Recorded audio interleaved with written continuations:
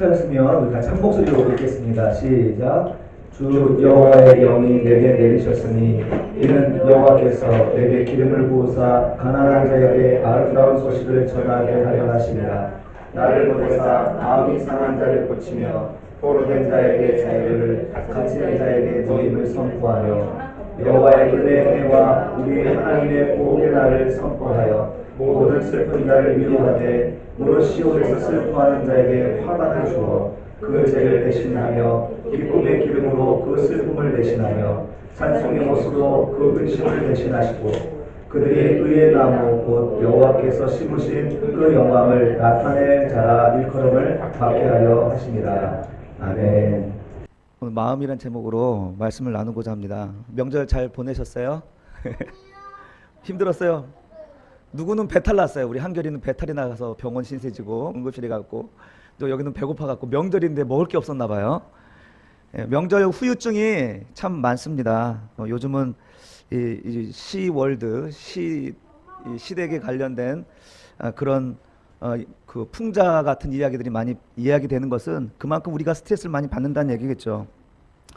그러나 이제 그래도 기쁨으로 감당하고 사랑으로 감당하면 감당할 수 있는 줄로 믿습니다. 우리가 20kg 되는 돌을 들고 십리를 가라고 하면 힘들어 죽겠잖아요. 그런데 우리 20kg 되는 우리 소망이를 끌어안고 몇십 리를 가라고 해도 힘들지 않을 거예요. 사랑을 할 수 있다면 충분히 견딜 수 있고 또 쉽게 회복되리라 믿습니다. 수년 전부터 힐링이란 말을 우리가 좀 많이 썼습니다. 힐링이란 말은 치유라는 말이죠. 치료라는 뜻인데 TV 프로그램에서 아주 유행처럼 많이 이야기되었던 것입니다. 너도 나도 지쳐 있으니까 이 말에 공감을 하게 되는 거죠, 사람들이. 이 힐링 산업이 유행하고 있는데 이 힐링 산업이란 풍요롭지만 행복을 주지 못하는, 정말 풍요로운 삶을 살고 있지만 행복하지 않는 거예요. 뭔가 상처를 끌어안고 살고 있고, 이런 사회에 대한 분노, 좌절, 그리고 불안과 고독에 지치는 사람들이 이제 뭔가 휴식을 가져다 줄 그 어떤 것에 이제 지갑을 연다는 거예요. 그게 이제 새로운 신종 산업이죠. 그래서 힐링 카페, 힐링 투어, 뭐 푸드, 힐링 게임, 뭐 이런 신종 사업들이 번창한다고 합니다.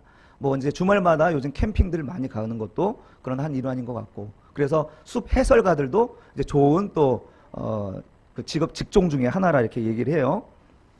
자, 이 옛날에는 이런 힐링에 관한 주로 이 수요층이 우리 노년을 맞이한 중년이나 노년을 맞이하신 분들이 주로 수요하던 그런 계층이었는데 요즘엔 그 계층이 사라졌어요. 그 계층 불문하고 젊은 20대에서부터 우리 노년에 이르기까지 뭔가 치료를 필요하고 그리고 뭔가 휴식이 필요한 그런 시대에 우리가 살고 있습니다. 참으로 마음이 상할 일이 많고 또 아픈 사람이 넘치는 이런 시대에 우리가 살고 있는 것 같습니다. 오늘 본문에서는요, 이 마음이란 제목으로 말씀을 나누고자 해요. 사실 오늘 우리가 읽었던 본문은 굉장히 중요한 성경 구절 중에 하나예요. 그런데 이 예수 그리스도 통하여서 신년이 완성된 이 이야기는 다음에 하기로 하고 오늘 마음을 먼저 하는 이유는 뭐냐면요, 하나님이 우리에게 복되고 아름다운 소식을 전해줬는데 이 소식을 듣고도 기뻐하지 않아요. 피리를 불어도 춤추지 않는 거예요. 그 이유가 무엇이냐? 우리 마음이 상했기 때문에 그래요. 상했기 때문에. 아픈 사람들이 너무 많은 거예요. 그래서 그 아픔, 우리 마음, 우리 근본적인 마음이 해결이 되지 않으면 하나님 주시고자 하는 그 근본적인 그 복을 누리지 못한다는 게 성경의 메시지입니다.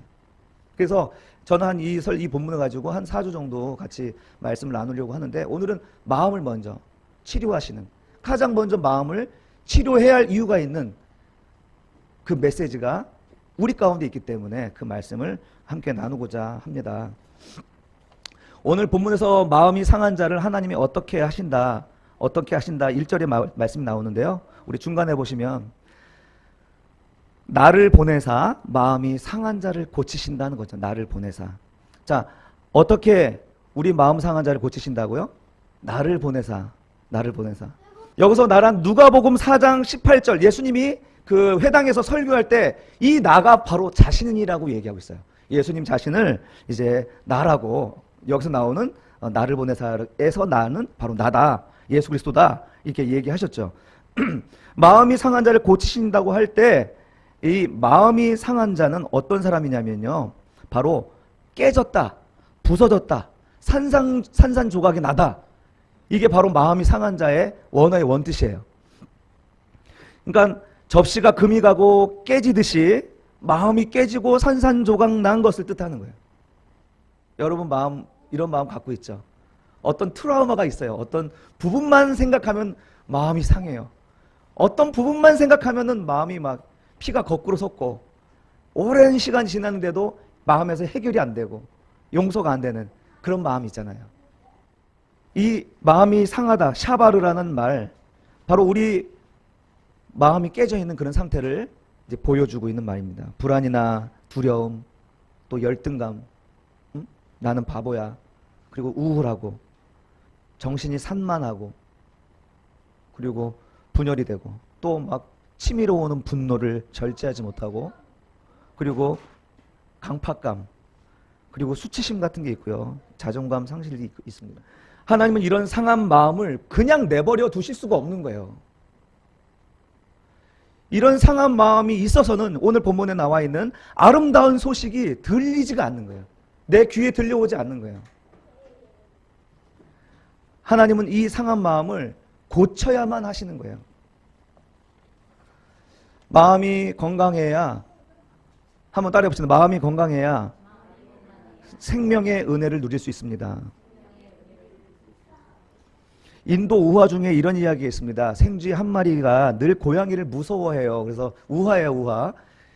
고양이를 무서워하는 생쥐가 너무 불쌍해서 천사가 이 생쥐를 고양이로 만들어줬어요. 고양이를 만들어줬으니까 이 두려움은 사라질 거 아니에요. 그런데 이 고양이로 다니다가 개를 만나니까 개가 두려운 거예요. 이 얘기 알죠? 맞아요. 그래서 천사가 그럼 개를 만들어주면은 두려움이 사라지겠구나. 개를 만들어줘요. 그런데 호랑이를 만나니까 호랑이가 두려워요? 그래서 천사가 그러면 또 기왕에 호랑이를 만들어줘. 호랑이를 딱 만들어줬는데 이 호랑이 또 사냥꾼을 두려워해요. 그러면서 천사가 깨달은 건 뭐냐면 아무리 무엇인가 얘에게 자기의 능력과 상황을 바꾸어줘도 생쥐의 마음으로 살면 그냥 생쥐인 거예요. 생쥐의 마음으로 살면. 우리 하나님이 우리에게 뭐라고 그러세요? 너희는 하나님의 자녀야. 너희는 못할 것이 아무것도 없어. 하나님의 자녀의 권세를 사용하면서 살아라. 너희는 이미 승리한 사람들이야 라고 이야기하면서도 왜 우리는 늘 낙심하면서 삽니까? 그게 우리의 연약함이에요. 그게 우리의 연약함. 우리의 마음이 상한 마음이 해결이 되지 않으면 생쥐의 마음으로 사는 거예요. 생쥐의 마음으로. 아무리 호랑이 같은 존재가 되었어도 하나님 우리의 상한 마음을 고치지 않으면 하나님의 은혜가 경험되지 못한 겁니다. 그래서 잠언 4장 23절 말씀입니다. 한번 읽어볼까요? 시작. 모든 지킬 만한 것 중에 더더욱 내 마음을 지키라. 생명의 근원이 이에서 남이라. 아멘. 예. 마음을 지키라는 것은 마음을 강하게 해라, 마음을 훈련시켜라 이게 아니라 지금 이미 마음은 하나님께서 풍성하게 채우셨어요. 우리에게 풍성할 이유를 충분히 주셨는데 이 마음을 자꾸 빼앗기는 거예요, 우리가. 그래서 이 마음을 지키라는 거예요. 이 마음을 지키지 못하면 살아도 사는 것 같지가 않고, 참 죽을 맛인 거예요, 사는 게. 생명의 근원이 마음에서 나는 것입니다. 우리의 행복도 마음에서 나오는 거고 우리의 불행도 마음에서 나오는 거죠. 하나님이 이미 우리 마음을 풍성하게 해주셨어요. 그 마음을 지키는 것이 우리의 생명인 줄로 믿습니다. 오늘 잠언의 말씀 한 절 더 볼게요. 시작. 평온한 마음은 육신의 생명이나 시기는 뼈를 썩게 하느니라. 예.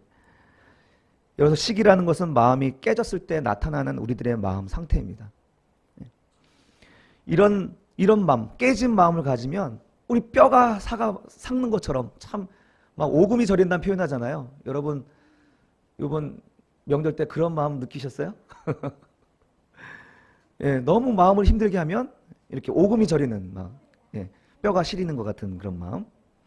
우리의 평온한 마음을 유지하지 못하면 우리의 생명이 진짜 막 이런 거 말로 설명할 수는 없지만 참 힘들 때가 많이 있었을 것 같아요. 이런 상한 마음, 깨진 마음이 뼈를 썩게 한다는 것, 뼈만 썩게 할 뿐만 아니라 우리 행복도 빼앗아 간다 하는 것이 성경의 가르침입니다. 그러므로 하나님은 우리에게 이 기쁘고 아름다운 소식을 전하고 그것을 누리게 하시기 위해서 하나님은 우선적으로 우리의 상한 마음을 고쳐주시기를 원하신다는 것입니다. 이게 하나님의 마음입니다. 오늘 이 메시지는요, 예수 그리스도가 오셔서 우리에게 희년을 선포하는 어마어마한 말씀이에요. 그런데 우리의 마음이 그것을 받아들이지 못하는 거예요. 너무나 상해 있는 마음, 상해 있는 성도들, 죄에 빠져서 유리는 당하고 있는 성도들, 그들의 마음을 고치지 않고서는 이것이 해결이 안 되기 때문에 하나님은 이 마음을 고치시기를 원하고 고치셔야만 하는 것입니다. 여러분, 우리 하나님은 우리의 행복을 위해서 상한 마음을 고쳐주시는 하나님이신 줄로 믿습니다. 또 깨어진 마음을 고치시는 하나님이신 줄로 믿습니다. 병든 마음 하나님께서 깨끗하게 치료해 주실 줄로 믿습니다. 우리 하나님께서 이런 상한 마음을 어떻게 고치실까? 한번 따라해 볼까요? 싸매어 고쳐주십니다. 예, 싸매어 주신다. 싸매어 주신다. 우리 1절에 보면요, 아까 1절에 보면 하나님 마음 상한 자를 고치며, 이 고친다는 말은 바로 묶다라는 뜻이에요. 예? 우리를 고쳐주신다는, 그리고 고친다는 말은 원어에서 우리를 묶어주신다는 거예요. 이 붕대를 우리가 둘둘둘 이렇게 묶잖아요. 예? 고칠 때 둘러 감다, 붕대를 감다, 이런 뜻이에요. 마음에 상처난 그 부위를 하나님께서 수술하시고 꿰매고 붕대로 이렇게 둘둘둘 감아서 고쳐주시는 거예요. 여러분, 우리 인간의 마음은 정말 한 길, 10길 물속은 알아도 한 길 사람 속은 모른다 그러잖아요. 바다와 같은 거죠. 도대체 내 속에 어떤 상처가 있는지, 어떤 생각들이 가라앉아 있는지 자신도 모를 때가 많이 있어요. 그런데 어떤 순간에 무엇을 딱 건들면 그것이 막 이렇게 막 흙탕물이 되어지는 것처럼 내 마음이 갑자기 소용돌이치면서 힘들 때가 많이 있습니다. 우리들의 사람의 마음이 그렇다는 거죠. 이 바다와 같다는 거예요. 그 바다 밑은 정말 무엇이 있는지 우리 인류가 7%밖에 모른대요. 매일 우주를 향하여서 미사일을 발사하고 막 그런다고 하지만 사실 우리 가장 가까이 있는 이 지구 안에 있는 이 바다 밑을 7%도 모른다는 게 오늘 현실이에요. 우리의 마음도 그런 것 같아요. 정말 우리 외부의 모든 지식들은 다 알고 있는 것 같지만 우리들의 마음에 대해서는 도무지 우리 스스로도 알지 못하는 것이 우리들의 모습이 아닌가. 그리고 우리의 현실을 알지 못하고 이 질병이 어디서 왔는지, 이게 정신분석이나 이런 정신의학에서 좀 관심을 가지고 밝혀내려고 하지만 그것도 한계가 있는 거죠. 누가 우리의 마음을 CT 촬영할 수 있겠습니까? 누가 우리의 마음을 촬영해서 그렇게 드러낼 수가 있겠습니까? 세상이 아무리 발달하고 의학이 발달해도 사람의 마음을 드러내고 사람의 마음을 치료할 수 있는 그 어떤 지식도 세상에는 없어요. 우리의 마음을 고칠 수 있는 분은 바로 우리 여호와 하나님이시라는 것을 오늘 성령께서 말씀해 주시는 줄로 믿습니다. 그래서 시편 기자는 이렇게 외칩니다. 여호와께서, 우리 같이 읽읍시다. 시작. 여호와께서 예루살렘을 세우시며 이스라엘의 흩어진 자를 모으시며 상심한 자들을 고치시며 그들의 상처를 싸매시는도다. 여러분, 우리 주님께서 모든 분열되고 갈라지고 깨어진 그 모든 것들을 우리 주님만이 고치실 수 있고요, 회복할 수 있는 줄로 믿습니다. 그럼 하나님은 우리의 상한 마음을 무엇으로 싸매시고 고쳐주실까 하는 것입니다. 하나님은 우리의 상한 마음 무엇으로 싸매어 주시고 고쳐주시나요? 그럼 하나님의 말씀이시죠. 우리가 하나님 말씀을 떠나면 치료가 안 돼요. 회복이 안 되는 것 같아요. 그가 시편 107편 20절 말씀인데요. 그가 그의 말씀을 보내어 그들을 고치시고 위험한 지경에서 건지시는도다. 말씀, 로고스 대신 그리스도를 보내어 우리를 고치고 위험한 지경에서 건져주신다 하는 거죠. 그리고 우리 그 말씀이 육신이 되어 오셔서 각 사람 머리 위에 성령의 혀를, 불같은 불의 혀 같은 것들을 각 사람 머리 위에 주셔서 믿는 자들의 입으로 하여금 생명을 전하도록 하신 것, 이 믿는 자들의 입을 통하여 싸매어주고 고쳐주는 일을 감당할 수 있도록 우리 주님이 오셨잖아요. 하나님의 말씀은 우리의 깨어진 마음의 영역, 우리의 부서진 마음의 영역까지도 들어가서 꿰매어주고 싸매어주고 치료하는 능력이 있는 줄로 믿습니다. 하나님의 말씀을 매일매일 묵상하고 또 암송하고 그 말씀을 우리 마음 가운데, 우리 삶 가운데 적용해 낼 때요, 왠지 모를 용기가 생겨요. 분명히 어떤 현상의 변화나 나타나는 일의 변화는 내가 뚜렷이 경험하진 못하지만 이상하게 내 마음에 확신이 생기고 이상하게 내 마음에 평안이 있는 거예요. 두려움이 사라지는 거예요. 뭐 아무것도 없어. 지갑은 비어있어. 아무것도 없지만 이상하게 하나님 말씀을 묵상하는 가운데 살아갈 때에는 이런 용기가 생겨요. 하나님이 도와주실 것이라는 것, 그 결과에 대해서 하나님이 인도해 가신다는 것, 이런 확신들이 생긴다는 거죠. 그리고 마음이 다치질 않아요. 낙심이 되지 않는다는 거죠. 말씀이 우리 속에 들어가면 우리 안에 있는 상처난 마음, 깨어진 마음들 꿰매어 뿐만 아니라 우리의 마음을 단단하게 하셔서 어떤 상황에서든지 우리를 고립시키지 않고 이길 수 있는 힘을 준다는 거죠. 여러분, 우리의 건강한 마음이란 게 뭡니까? 모든 상황, 좋은 상황, 온실에서만 있는 것이 좋은 마음인가요? 우리가? 아니잖아요. 바람이 불어도 폭풍우가 몰아쳐도 좋은 햇볕이 비춰주는 날이든지 어느 상황에서든지 우리의 마음을 지킬 수 있는 게 건강한 마음 아닌가요? 우리는 고난이 두려운 것을 두려워해요. 폭풍우가 몰아치는 것을 거부해요. 그러나 그것을 거부하기보다 무릇 지켜야 될 것은 우리의 마음이라는 것입니다. 그 마음을 하나님의 말씀으로 지켜낼 수 있다 하는 것이 핵심입니다. 우리 하나님의 그 햇빛을 받아서 우리들의 삶을 건강하게, 왠지 모를 어떤 의욕이 생기는 것처럼 하나님의 말씀은 우리를 왠지 모를 행복감으로 인도해 준다는 사실을 여러분 기억하셔서 우리가 금년에는 정말 말씀과 함께 동행할 수 있는 저희들이 되었으면 좋겠습니다. 우리 친구들 링컨 잘 알죠? 링컨이 굉장히 위대한 우리 대통령으로, 미국의 16대 대통령으로 유명하고 노예 해방을 시킨 대통령으로 유명한데, 워싱턴 일대잖아요. 16대 대통령으로 링컨으로 유명한데요. 근데 이분이 우울증이 엄청 심했대요. 네. 자살 시도도 했다고 들었어요. 그럴 수밖에 없는 게 자기 어머니 죽었죠, 동생 죽었죠, 두 아들 죽었죠, 아내도 죽었죠. 예. 진짜 우울증이 안 생길 수가 없겠죠.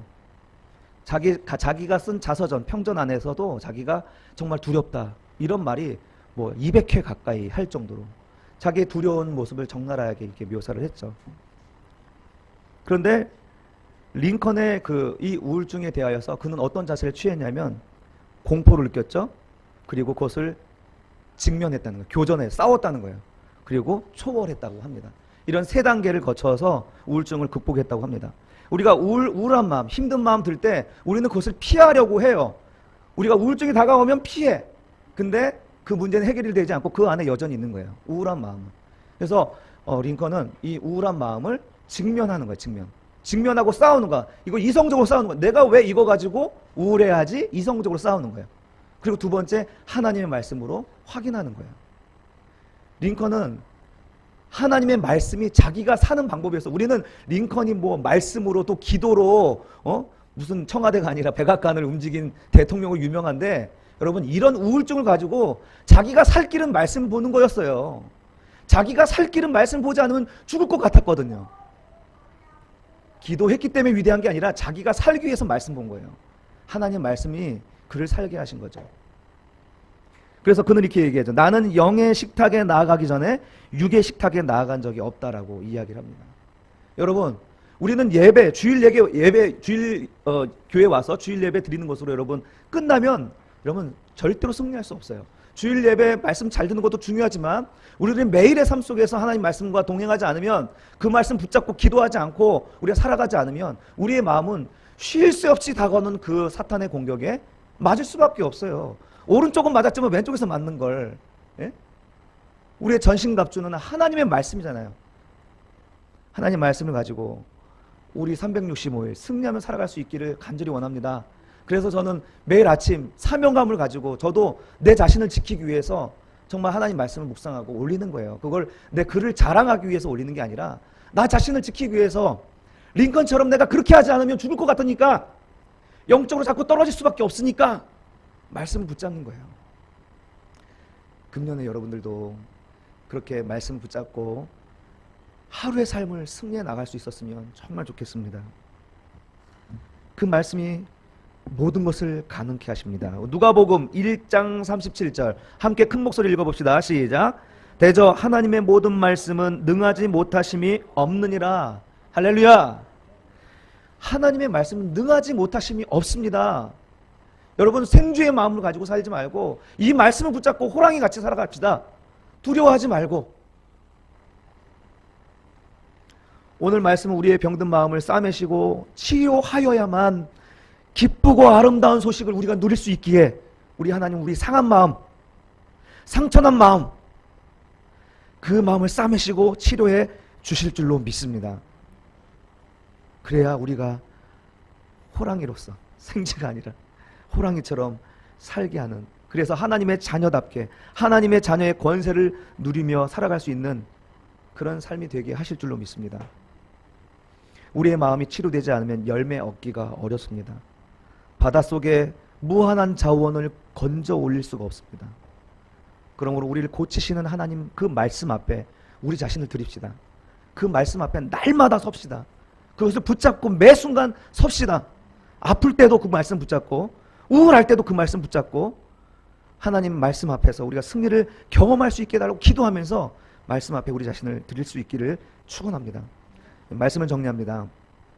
하나님은 마음이 상한 자를 내버려 두지 않으시고 고치시는 분입니다. 우리의 행복을 위해 우선적으로 상한 마음을 고치시는 분입니다. 싸매어 주시고 고쳐주시고 그리고 그 말씀으로 우리를 완전하게 회복시켜 주시는 분인 줄로 믿습니다. 여러분 육신의 병도 단번에 치료되지 않고 시간과 과정이 필요하듯이 마음의 상처나 마음의 병도 시간과 과정이 필요합니다.